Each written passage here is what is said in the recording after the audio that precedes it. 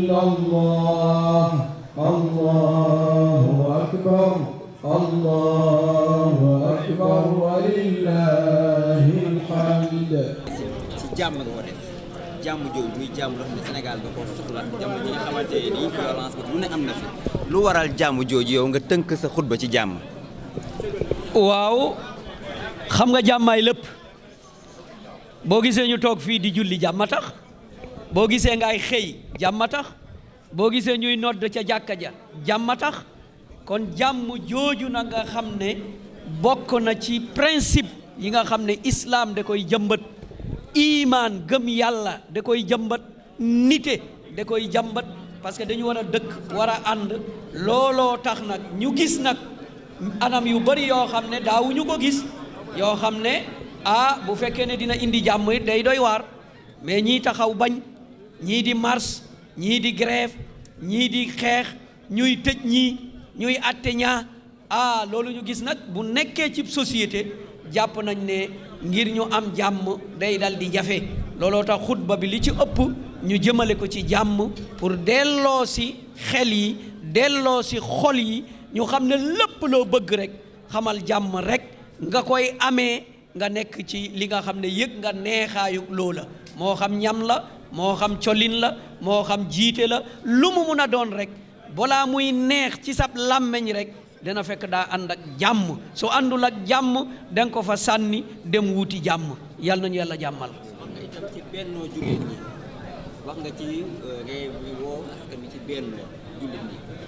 waaw bennoo de du man maa ci woote yàllaa ci woote mooy ñun ñëpp rek nañu dem ci lii tax ñu bennoo mooy nañu jëfandikoo téere yàlla bi jëfandikoo sunna yonent bi sallallahu alayhi wa sallam bennoo boobu nag li koy gën a yombal mooy wóoluwante dañu wóoluwante wul rek moo tax bennoo boobu dal di am jafe imaan nag day jëmbat wóoluwante ci seen diggante ba mu ne ñu innamal muminuuna ixwa képp ku gëm yàlla rek ak keneen ki mbokk lañu kon nit ki dafa war a wóolu ak mbokkam feek gisul safaan ba kon loolu moo tax ñuy dal di woote ci bennoo boobu ndaxte bennoo bu amee rek ci la jàmm di gën a yombee ndaxte dañuy déggoo ci lenn dañuy bëgg lenn dañuy bañandoo lenn te dañuy sotloo lenn kon loolu buñ ko defee rek loolu moo tax ñuy woote ci bennoo boobu yàlla ci woote yonent bi sallallahu alayhi wa sallam dal di ci woote hatta jaamu yàlla bi ñu def en masse moo ëpp tiyaabo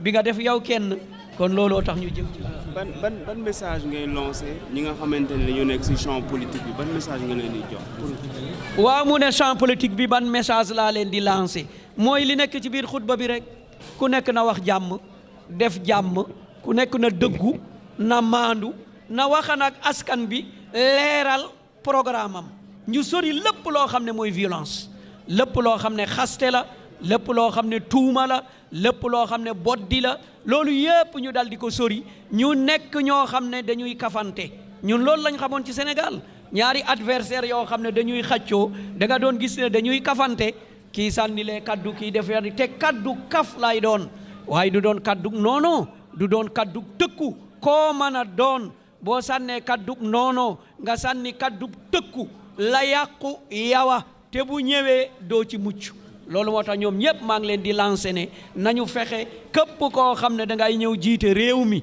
fexeel wax joo xam ne ci sa biir campagne ci sa biir wuut da ngay ñëw fekk nit ñu déggoo nit ñu bëggante ak nose nga mun a teg foofu sa tànk nga mun a jóg nag dem ci kaw mais bu fekkee ne yéen a ngi wuut xuloo ngeen xiiroo ngeen ŋaayoo ngeen xeex ngeen yàq nañu toj nañu kon yow boo ñëwee sa mandat yëpp da ngay defar kon kañ la réew mi di dem kanam kon il faut ñuy déggoo ci yooyu moo tax loolu la ñuy lancé ñëpp te ku nekk nag am na àq ne bëgg naa jiite il faut loolu ñu def ko ci suñu esprit kii warul jiite pour lan foo ko teg parce que réew mi du réew bàyyu kenn réew mi kenn donnu ko ku ne rek da ngay jóg nga ne man bëgg naa nga génne sa programme nga wax sa waxin jullit yi ñi dul jullit mooy société sénégalaise ñoom ñooy dajale seen kóolute ñu ne jox nañ la ko heure bu ñu soxlaa yi ñu ne kóolute bañ la joxoon nangu nañu ko loolu nag day méngoo ak doxalinu borom bi subhanahu wa taala ndaxte mooy ki nga xam ne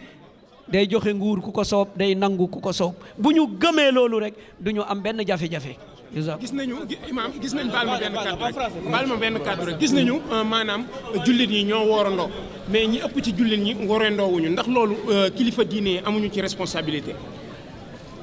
Non mun nañu wax waaw mun nañu wax déet xam nga problème bi mooy ku ne rek day def lu ko doy te loolu daa am masala boo xam ne il faut ñu bàyyi ci xel mooy lan mooy ndax ñépp mën nañu defandoo xam nga bu njëkk dañ doon wax déet ixtilaaful mataali ittihaadul mataali mooy gannaaw jant bi na muy fenkee heure bi du benn ndax mën nañ koo defandoo wala mënuñu koo defandoo bu njëkk dañ doon wax ne mënuñu koo defandoo mais yaakaar naa koor gi kay mën nañ ko defandoo adduna bi yëpp woor na kon adduna bi yëpp mun nañoo worendoo waaye daa am ñoo xam ne jàpp nañ ne ñoom fokk rek ñu gis ko fa ñu dëkk jàpp naa ne loolu du problème bi mooy lan jullit yi ci seen bopp ñoo xeebante loolu dong moo ko indi Moodu bu gisee ñu ne wax na dëgg Biraan bu gisee ñu ne tegu ko fen lii dong mooy suñu problème du kilifa diine faa leneen faa ñun ñoo wóoluwante wul mais suñu wóoluwante woon ñu nekk ay jullit ñoo xam ne jullit du taxaw ne gis naa te gisul loolu ñun ñëpp ñu gëm loolu la ñu borom bi subhanahu wa taala sant yonent bi sallallahu alayhi wa sallam am na ko gis weer wi yonent bi xamu ko ba mu ne gis naa weer wi mu ne ndax jullit nga mu ne ko waaw de ko wal ndax gëm nga yàlla mu ne gëm naa yàlla ndax gëm nga ne man yàlla ma yónni mu ne gëm naa loolu mu ne Bilal waxal nit ñi ne suba iit la kon ñun ñëpp bu ñu amoon esprit boobu ni kon problème du am parce que ci biir Sénégal yaakaar naa 5 régions fu ne wax nañ ne weer wi feeñ na fa mais am na ñoo xam ne gëmuñu loolu dañoo jàpp ne li ñu wax feeñ na feeñut mais loolu nag pour nga régler ko problème la de yàlla nañu yàlla sàmm aar. ok mbokk yi asalaamaaleykum wa rahmatullah. du ma traduire li imam Galadio wax parce que lu jafe la ce que je recommande à tous les médias c'est de s'aménager des créneaux horaires au niveau de leur médium pour faire passer tout le sermon. Je pense que le sermon est d'une importance capitale, surtout au moment où nous sommes, surtout pour ce que traverse notre pays en termes de difficultés et de risques d'instabilité. Je pense que ce serait important pour tous les médias ici présents de s'aménager des créneaux horaires pour faire passer tout le sermon. Nous prions Allah subhanahu wa ta'ala de rétribuer l'imam, de lui donner une santé. Ce qu'il nous a donné aujourd'hui comme information à travers ce sermon-là nous est très utile et le pays en a besoin. L'imam, dans le cadre de son sermon, a évoqué plusieurs sujets. En tout cas, pour moi, 3 ou 4 sujets attirent mon attention et retient toute l'attention, certainement du public. Le premier sujet est relatif à l'éducation. L'imam a parlé de l'éducation. Aujourd'hui, le Sénégal a besoin d'un plan Sénégal éducation. Nous avons tenté l'émergence, ça nous a pas réussi. Aujourd'hui, pour aspirer à l'émergence, il faut de l'éducation. Malheureusement, notre système éducatif n'est pas adapté aux aspirations que nous avons. Le Sénégal devrait réfléchir sur un plan même Marshall de rééducation des populations et à tous les niveaux. L'éducation académique comme l'éducation de masse qui englobe tous les citoyens. Les daras ne sont pas exclus. Le deuxième point évoqué, c'est par rapport à la justice. L'imam en a parlé. Il n'y a pas de paix sans justice. Et pendant toutes ces années, Allah subhanahu wa ta'ala a communiqué avec nous. Nous avons vu de grands acteurs de la justice disparaître sous nos yeux. C'est une communication divine. C'est pour dire à ceux qui sont là encore que vous n'êtes là qu'en sursis et que vous devez faire votre travail de manière convenable car vous allez rendre compte, comme ceux qui vous ont précédés doivent rendre compte. Et le troisième élément dont il a parlé et qui attire mon attention, c'est la paix et la stabilité. On ne peut rien construire sans la paix. Le Sénégal ne peut pas aspirer à avoir le parcours d'autres pays qui ont connu des génocides, qui ont connu des guerres tribales, qui ont connu des troubles internes avant de se lancer pour un développement. Le Sénégal veut un développement à travers une transition pacifique. C'est ce que le Sénégal cherche. Et pour cela, il faudra que les médiateurs sociaux jouent leur rôle. Il faut avoir du courage pour faire de la médiation aujourd'hui. Le Sénégal est un pays aujourd'hui des extrémités. Les gens veulent se positionner en extrémistes de tous bords. Cela n'arrange pas la situation. Les médiateurs doivent avoir le courage, écouter, comprendre, accepter les colibés pour rétablir la paix. Parler avec toutes les parties. Il faut du courage pour cela. Il l'a rappelé, c'est le devoir des chefs religieux, c'est le devoir des imams, c'est le devoir de tous les d'opinion de chercher autant que peut se faire l'équidistance pour pouvoir parler à toutes les parties, car nous avons besoin de paix dans ce pays. Il a parlé à la presse. Nous savons comment la presse impacte l'opinion publique. Il faudrait que cette presse-là soit plus responsable. On ne transmet pas des propos qui peuvent détruire le tissu social. On ne transmet pas des propos qui peuvent créer de l'instabilité. C'est interdit par la loi, mais c'est interdit par la religion aussi. Quand on parle de presse, on parlera de tous les médiums, les réseaux sociaux. Les réseaux sociaux qui ne doivent attirer aucune attention ni aucun intérêt des responsables. Le réseau social aujourd'hui, les médiums des réseaux sociaux, tout le monde y a accès. Le plus intelligent au plus idiot.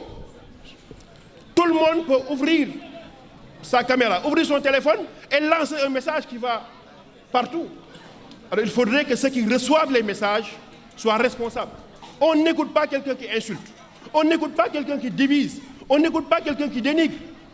Et la dernière chose qu'il a évoquée et qui est très importante pour tous les autres musulmans, c'est la prière. Il faut prier Allah subhanahu wa ta'ala. Même si on a décelé un comportement décevant de la part de l'autorité ou de quelqu'un d'autre, prions Allah subhanahu wa ta'ala pour qu'il lui donne ce comportement-là qui nous satisfait. Prions Allah qu'il inscrive la miséricorde dans son cœur. Cela constitue l'enseignement que nous avons hérité de nos prédécesseurs. Inch'Allah, le Sénégal sera un pays de paix. Le Sénégal sera un pays de stabilité. Les transitions vont se faire de manière pacifique. Les gens vont avoir des ambitions et tout le monde en a le droit, l'imam l'a dit. Tout le monde a le droit d'avoir son ambition. Mais que cette ambition-là soit une ambition éprise de paix, de bonne intention pour ce pays, qu'elle ne soit pas égoïste, qu'on ne détruise pas tout pour arriver à réaliser ses ambitions. Qu'on le fasse dans l'intention de bien servir, qu'Allah fasse que nous assistions à plusieurs années encore ce genre de rappel. L'imam en tout cas nous a gratifié d'un rappel très important et nous vous remercions vous tous qui êtes là pour relayer cette information. Et je réinsiste encore une fois que les médias s'aménagent des créneaux pour faire passer ce genre de message. C'est ce genre de message dont le Sénégal a besoin. Wassalamu alaikum wa rahmatullah. Allahu Akbar, Allahu Akbar, wa lillahi